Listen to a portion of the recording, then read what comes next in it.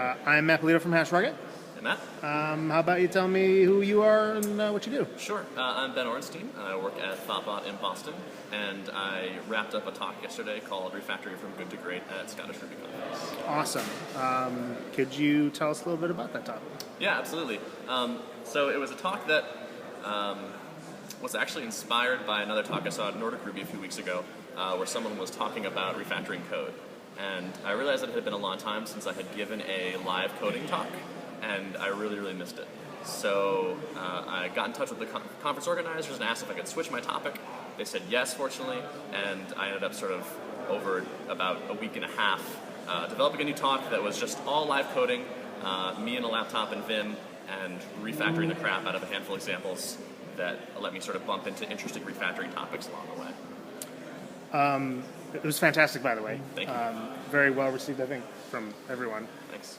Why did you choose to do live coding? It was kind of like, you really pulled it off, but why did you choose to go that way? The biggest reason was that I love live coding talks. And so I wish there were more of them in the world, and so I was trying to be the change I wanted to see. But I think live coding is a lot more interesting. So to me, it's like we're all artists, right? And if you went to a lecture from a good artist who wants to teach you to be a better artist, and all he showed you were his finished products in the form of slides, you would learn a lot less than if you watched that artist paint something, right? Like, because you just pick up, there's a lot more information in the process. So just slides are sort of like a still life. Here's the end result. But live coding is more like, you not only see how someone tackles a problem, but you see the way they go about it, their strategy for doing it, and also just little workflow things. Like, I find that whenever I watch other live coding talks, I tend to pick up Vim tricks, for example, or shell tricks, and just things I wouldn't have thought that I was going to learn, but you kind of run into them incidentally along the way. Oh, that's a great way of doing whatever.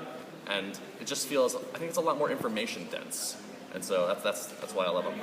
Well, it was perfect. It was controlled chaos. It was really great. That's what it felt like up there. It was just sort of barely hanging on and hoping Right. the test stayed green and everything worked. Yes. Well, thank you very much for giving me some time. Yeah, absolutely. And have a great rest of the conference. Thanks very much, you too.